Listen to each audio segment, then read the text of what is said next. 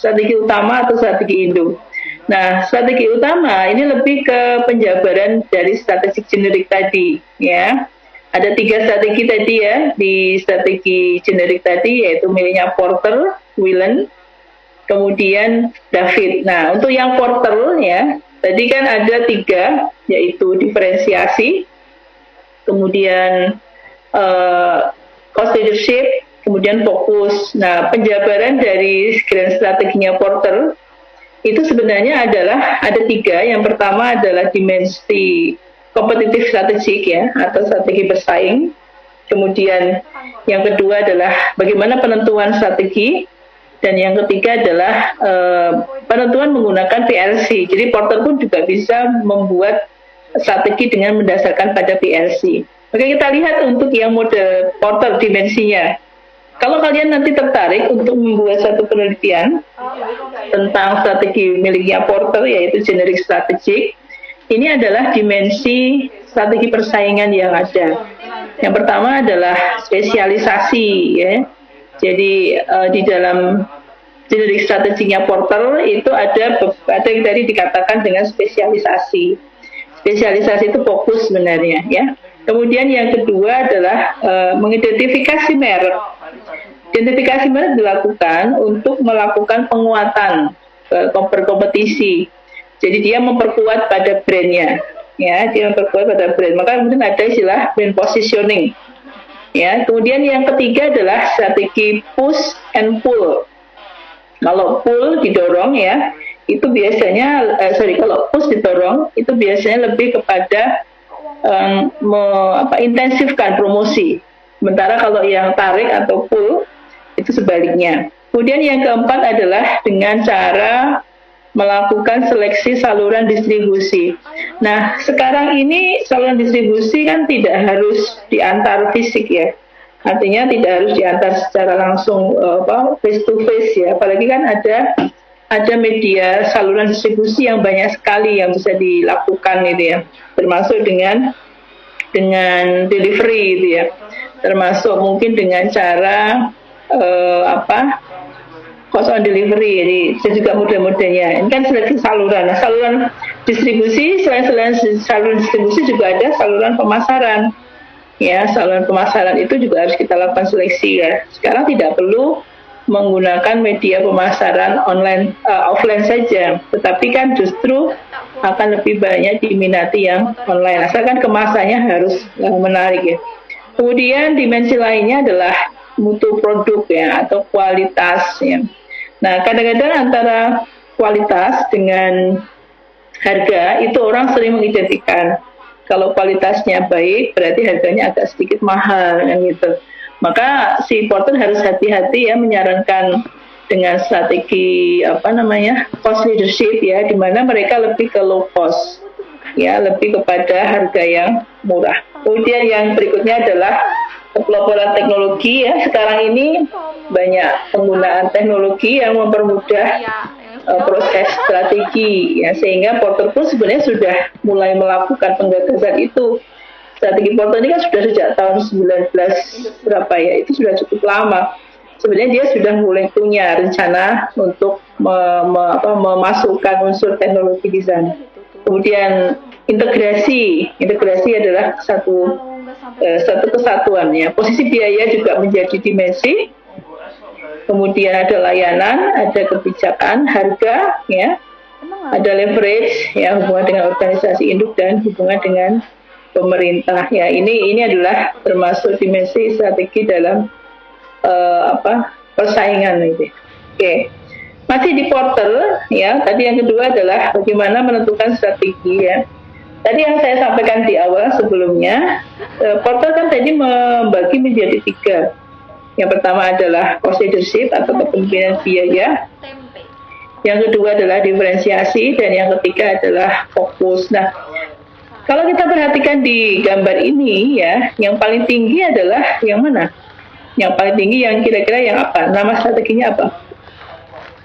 Jadi kepemimpinan biaya. Ya, kepemimpinan biaya, karena dia level scope-nya juga global gitu ya. Kemudian keunggulan bersaingnya juga bisa menggunakan low cost ataupun high cost. Ya, dia bisa menggunakan harga murah ataupun sekaligus harga mahal. Ya, sebuah harga produk jam tangan misalnya ya yang biasanya dijual dengan harga mahal, kalau kemudian tiba-tiba ada yang menjual dengan harga sangat murah, kadang-kadang konsumen justru tidak percaya bahwa itu adalah produk asli, kan gitu. Ya kan, karena dia brand positioningnya adalah di harga mahal. Jadi kalau kemudian tiba-tiba dia berubah harga dengan sangat murah, justru konsumen menjadi tidak percaya dan tidak yakin apakah itu barang asli atau bukan, kan begitu. Itu yang seringkali juga menjadi pertimbangan bagi organisasi, bagi perusahaan untuk menentukan strategi low cost atau high cost. Kalau mau mahal ya mahal sekalian gitu ya. Kalau mau murah ya murah aja sekalian gitu. Jadi tidak perlu tanggung-tanggung ya, karena nanti akan jelas positioningnya akan lebih jelas. Kemudian ada strategi diversifikasi ya, diferensiasi. Diferensiasi ini adalah keunikan ya, different ya. Jadi dia punya competitive advantage-nya adalah different, keunggulannya adalah beda. Nah, tapi kan tidak tentu bahwa beda itu langsung menang, kan tidak. Ya, beda itu bisa juga di suatu saat dia akan diminati, tapi belum tentu juga suatu saat sama akan diminati terus. Mungkin suatu saat tertentu dia akan ditinggalkan ya, karena agak aneh jangan gitu ya, karena beda kan agak sedikit mungkin agak terkesan aneh atau tidak sama dengan yang lain kan gitu. Nah, sehingga muncullah fokus diferensiasi kan gitu. Dan untuk fokus diferensiasi ini juga strategi kompetitifnya juga pakai diferensiasi, cuman untuk price-nya memang tidak terlalu disampaikan di situ ya. Yang penting different aja kan gitu. Yang penting unik aja. Nah, kadang-kadang produk-produk unik itu mahal harganya. Oke. Nah, ini contoh aja ya.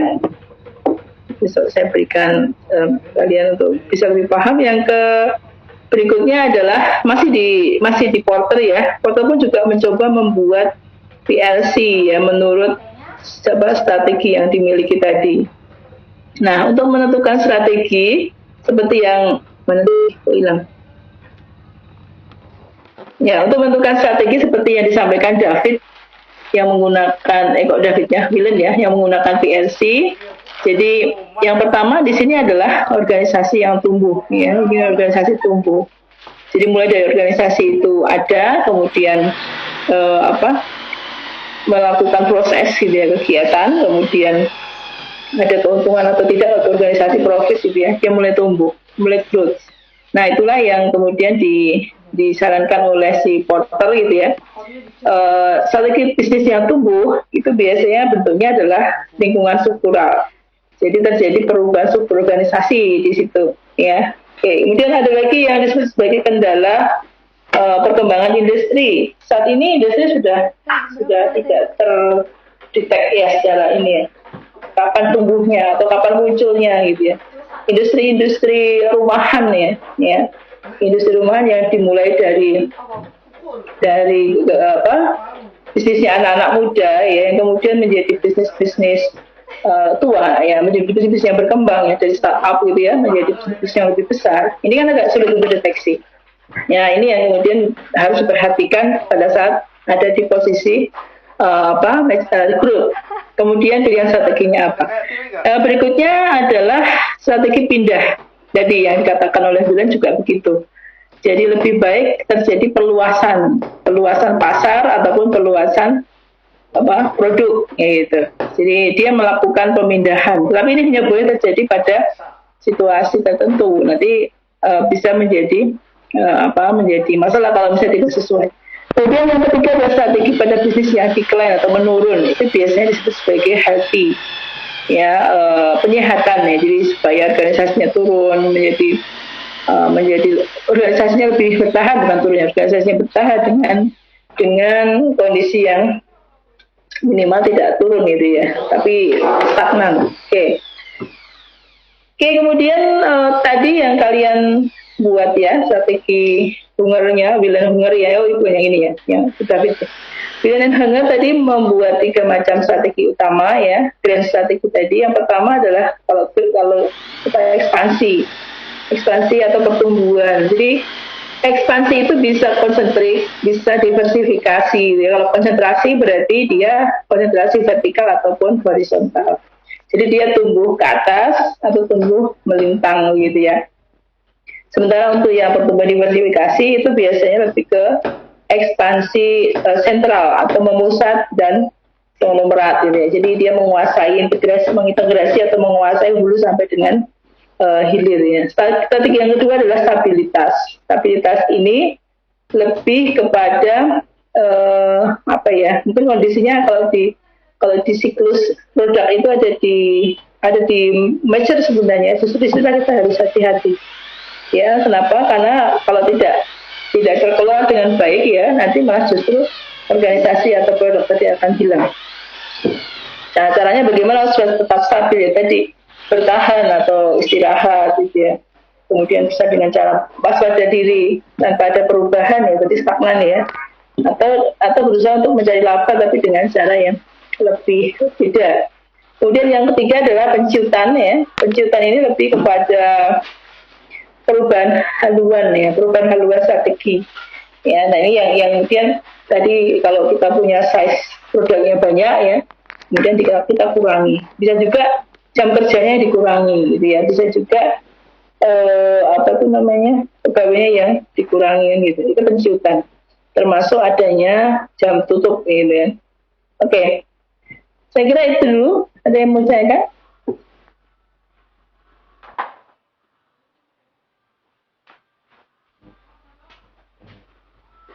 Ya, ada pertanyaan?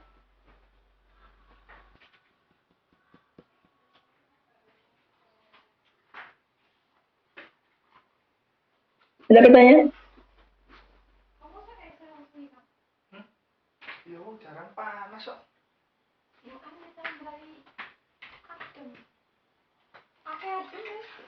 Halo? Belum, Bu. Telepon-teleponan halo-halo gitu ya. Oke, ini yang kalian jelaskan tadi ya, yang saya ingin tanyakan tadi, strategi integrasi ya. Yang dimaksudkan dengan integrasi tadi sudah saya sampaikan ya, integrated atau menyatukan gitu ya. Tapi di situ tentunya pengawasan jadi lebih ketat ya. Nah, integrasi itu ada 3, ada forward, ada backward, dan ada integrasi horizontal. Nah, kalau itu forward, itu biasanya si organisasi atau si produk itu meningkatkan kendali atas distributor. Ya, kemudian juga di situ dengan cara mendirikan gitu ya. Beberapa contohnya dia membuat situs web. Nah, sebenarnya situs web tadi digunakan untuk lebih mengintensifkan ya bahwa produk saya itu atau perusahaan saya itu masih ada gitu. Yang kedua adalah integrasi backward ya, backward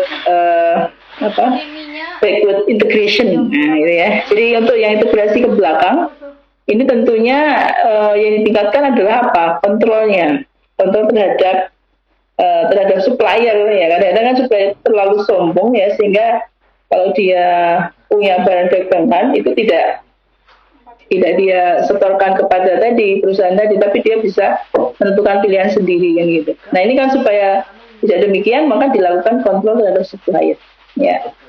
Kemudian yang ketiga adalah integrasi horizontal. Nah, horizontal ini tentunya bisa mengambil alih ya, mengakuisisi, take over ya, atau mungkin merger gitu ya, dengan kompetisinya, dengan pesaingnya atau dengan perusahaan lain yang bisa diambil. Tujuannya adalah meningkatkan ukuran perusahaan sih memang ya. Dari situ kan nanti kita akan dapat banyak potensi yang baru dari perusahaan-perusahaan yang bergabung. Oke, 3 strategi inilah yang merupakan salah satu strategi dari dari Porter. Dari apa tadi namanya? David ya, dari David. Oke, sehingga kalian sudah paham perbedaan antara masing-masing strategi integrasi strategi merger yang dibuat oleh Porter, oleh Whelan dan oleh David. Oke, sampai di sini ada yang ditanyakan? Bukannya Grab. Halo Sophie. Kopi wae. Sophie. Aku udah isi saldo, Bu. Bu, izin bertanya, Bu. Silahkan. Untuk yang tadi, Bu, diagram yang lokal sama yang global tadi, Bu? Ya. Diferensiasi sama fokus diferensiasi tadi, Bu? Iya. Yang lokal sama yang global. Nah, yang tadi, Bu, coba. Ya, sudah. Yang strateginya siapa? apa ya tadi Bu? Lupa aku Bu. Ini? Oh, yang pakai diagram tadi loh Bu. Yang pakai diagram. Yang ditanyain pakai kosnya paling gede tadi Bu, yang ditanya. Ini? Nah itu ya Bu. Oke, kenapa? Nah itu kan ada dua ya Bu. Lokal sama yang global itu strategi diferensiasi yang atas. Terus yang bawah strategi fokus diferensiasi. Nah itu bedanya apa Ibu? Ya. Kalau yang strategi fokus diferensiasi ya, di sini kan skopnya kan memang lebih sempit ya. Dia lebih fokus lebih ke lokal ya kan. Kalau yang di sini kan skopnya ini ya, skopnya adalah lebih luas global. Nah, kalau yang di ini itu biasanya kenapa disebut sebagai fokus diferensiasi? Ini sebenarnya kan ada kemungkinan apa ya? Terjadi akulturasi gitu ya, pencampuran dengan strategi fokus. Gitu, strategi fokus ditambah dengan diferensiasi, maka kemudian muncullah fokus diferensiasi. Kenapa fokus? Fokus itu kan sebenarnya karena dia melayani yang lebih spesifik gitu. Di lokal ini kan sebenarnya kan terlalu kecil saja. Gitu, sehingga dia bisa membuat fokus diferensiasi. Tapi di sini juga ada fokus biaya kan gitu. Bukan kepemimpinan biaya dengan ini loh ya. Ini juga fokus.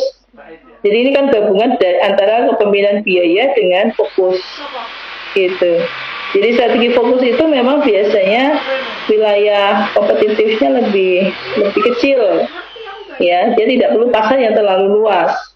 Tapi yang paling penting dia fokus mengerjakan keinginan dari atau permintaan dari si segmen begitu. Jadi yang kenapa disebut sebagai fokus diferensiasi, kemudian ada yang belum ini beda dengan yang di sini ya, ini adalah fokus biaya gitu. Baik, terima kasih Bu. Ya, sama-sama Rian. Ada yang lain? Mau ditanyakan yang lain? Ya, jadi kalau kita lihat ya dari beberapa jenis strategi yang tadi saya sampaikan ke kalian ya, ini masih di seputar 3 model ya, 3 model strategik ya. Ada punyanya Porter, kemudian punyanya siapa namanya Whelan gitu ya, kemudian punyanya David. Ya, itu kan perbedaannya ya. Tentu satu sama lain punya keunggulan ya, punya kekurangan gitu ya, yang masing-masing bisa dieliminasi atau bisa diminimalkan gitu ya, bisa diminimalkan kalau memang si perusahaan tadi memang ingin membuat kebertahanan, ingin bertahan gitu ya. Sebenarnya kalau kita bicara tentang, masih dilanjutkan ya, tadi sudah integrasi. Kalau yang diversifikasi saya nggak jelaskan ya. Ini yang integrasi sudah saya coba ingin menjelaskan yang intensif. Ya, strategi intensif miliknya Whelan itu ada 3. Ya, yang pertama yang disebut sebagai strategi pengembangan pasar. Ya, biasanya ini sudah sangat populer ya, strategi pengembangan pasar. Jadi segmennya diperluas boleh atau ditambah juga boleh gitu. Ini adalah tujuannya adalah supaya wilayah atau jangkauannya lebih luas gitu ya. Kemudian yang kedua adalah pengembangan produk. Nah, kenapa pengembangan produk? Karena biasanya ada kejenuhan ya dari si konsumen pada saat dia mengkonsumsi sebuah produk yang sebenarnya sama kan gitu.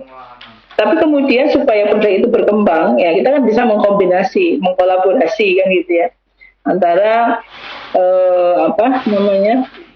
antara produk yang lama gitu ya, dengan kita pengen meningkatkan penjualan dengan modifikasi misalkan gitu. Ya, kita kerjasama dengan pihak-pihak yang melakukan kreasi produk itu namanya gitu. Jadi kemudian nanti akan terjadi pengembangan produk untuk bisa mendongkrak penjualan. Ya, jadi intinya kalau yang kedua, strategi yang kedua ini adalah termasuk strategi penjualan, ya termasuk strategi pengembangan. Oke, yang ketiga adalah penetrasi. Penetrasi ini lebih dilakukan untuk meningkatkan pangsa pasar ya, untuk meningkatkan luang lingkup pasar gitu ya. Jadi kalau misalnya produk itu ya, produk itu kan sudah dilakukan pemasarannya gitu ya, tapi kemudian ternyata belum maksimal, maka kemudian apa yang harus dilakukan ya? Biasanya dilakukan sendirian atau dikombinasikan dengan strategi lain begitu. Kira-kira seperti itu. Ini yang intensif. Kemudian yang terakhir adalah strategi bertahan dari Willen ya. Apa sih yang dimaksudkan dengan bertahan di situ ya? Dulu mungkin sudah bagus gitu ya. Terus mungkin posisinya bagus ya. Sempat posisi tumbuh, growth bagus, kemudian dia sempat mature gitu ya. Tapi maturenya hanya bertahan sebentar. Setelah itu decline. Nah, pada saat si organisasi atau si produk itu decline ya, maka ada empat alternatif ya strategi yang disarankan oleh Willen. Yang pertama adalah joint venture ya, joint venture. Nah, joint venture ini biasanya mereka akan bergabung gitu ya, akan bergabung satu sama lain gitu ya. Tapi tujuannya adalah menyelesaikan ya gitu.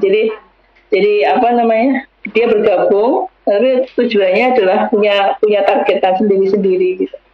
Itu joint venture. Yang kedua adalah penciutan biaya gitu ya. Sebenarnya penciutan itu bisa berupa penciutan budaya, bisa penciutan biaya. Ya, penciutan biaya berarti yang dicuitkan apanya gitu kan. Kemudian yang berikutnya yang keempat adalah penciutan produk. Nah, penciutan produk ini lebih kepada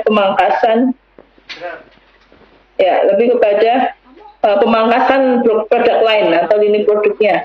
Jadi dengan menutup beberapa bisnis yang kira-kira tidak punya potensi yang baik ya, daripada nanti membebani ya. Yang terakhir adalah likuiditas. Nah, itu sebenarnya ditanyakan oleh yang tadi. Kalau likuiditas itu ya apakah sudah mutung gitu ya, sudah ngelukro kan itu, sampai kemudian menjual semua aset. Ya sebenarnya menjual semua aset itu belum tentu terus mati gitu, tidak. Tapi aset tadi kemudian dia gunakan untuk recovery gitu, untuk naik kembali kan bisa juga. Begitu. Ya, saya kira itu tadi sudah saya jelaskan. Apa yang ditanyakan ada? Bu, izin bertanya Bu. Silakan ya. Itu kan tadi kan strategi integrasi itu kan dipecah menjadi 3 ya Bu, Porter, Wellen sama David. Nah itu masing-masing itu perbedaan khasnya apa ya Bu? Tadi kan ada yang perbedaan apa ya? Salah satunya itu PLC itu yang mana? Lupa saya Bu. Itu perbedaan mendasarnya apa ya Bu? Ciri khasnya ada? Ya, ciri khasnya ya. Nah, yang mana? Yang ini ya? Bukan. Yang kamu tanyakan berarti yang mana? Yang Willen ya? Semua Bu. Oh semua. Beda dari ketiganya itu. Oke. Soalnya masih pusing Bu. Masih pusing. Tadi kan ya. ada yang dijabarkan tadi PLC itu. Nah itu saya kira itu ciri khas yang mana ya tadi, lupa saya. Iya. Kalau yang Porter ini memang dia mendasarkan kepada lebih kepada strategi lebih umum.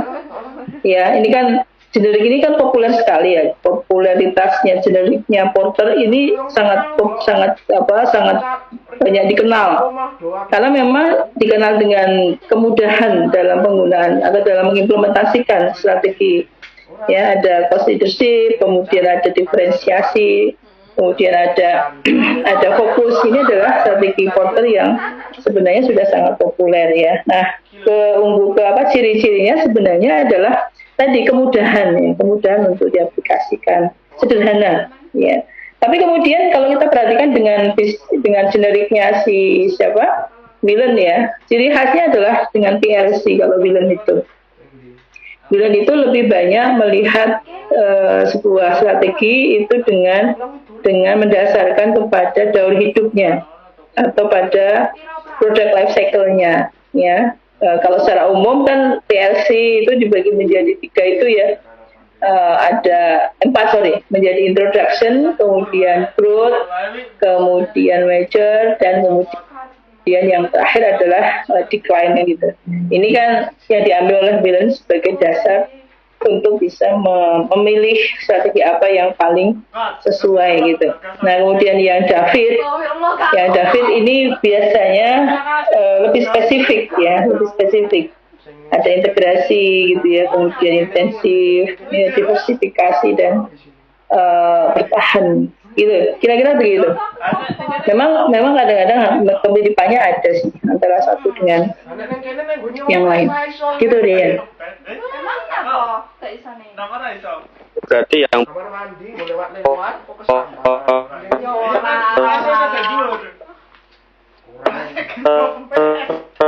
Putus-putus. Putus-putus. Suaramu putus-putus. Atau suara saya putus-putus ya? bisa dimasukkan isinya ya Bu. Terus yang Welen itu sinyalnya kurang bagus Bu. Halo? Sudah Yang Bu. bilang kenapa? Berarti yang porter itu perbedaannya itu tentang penjabarannya itu tentang luasan pasar sama kompetisi, jenis kompetisinya. Terus yang Welen itu PLC, David itu tadi kayaknya produk sama rantai pasokan, iya Bu? Iya, kalau David memang sebenarnya hampir umum ya. Yang dibahas lebih ke value chain ya, lebih ke rantai pasok ya, atau saluran-saluran gitu ya. Kalau yang lain kan dia punya ciri khas yang jelas. Tapi kalau yang David memang kadang-kadang masih umum gitu ya. Walaupun itu ada masih dasarnya apa itu dia tidak punya dasar yang khusus untuk yang si David gitu.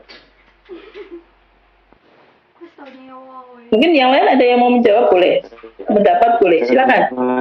Pertanyaannya Rian. Tapi suaranya ada yang buruk, yang sinyalnya bagus yang sinyal buruk itu di saya atau di sekalian yang di Rian ya tadi. Yang di Rian Bu, sama Ibu jelas kok Bu. Oh oke, yang di Rian berarti sinyalnya di Rian. Oke, silakan. Ada lagi?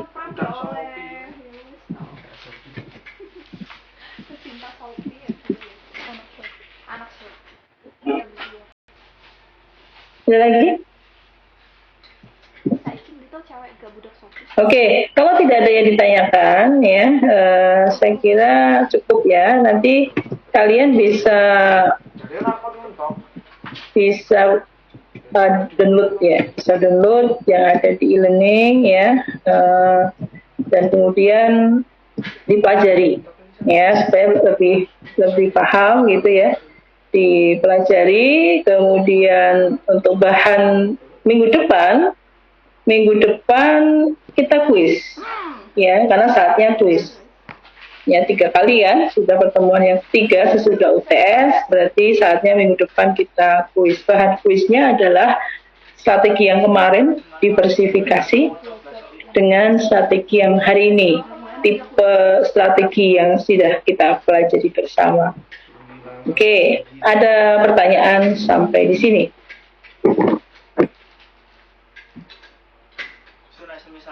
Ada pertanyaan? Ibu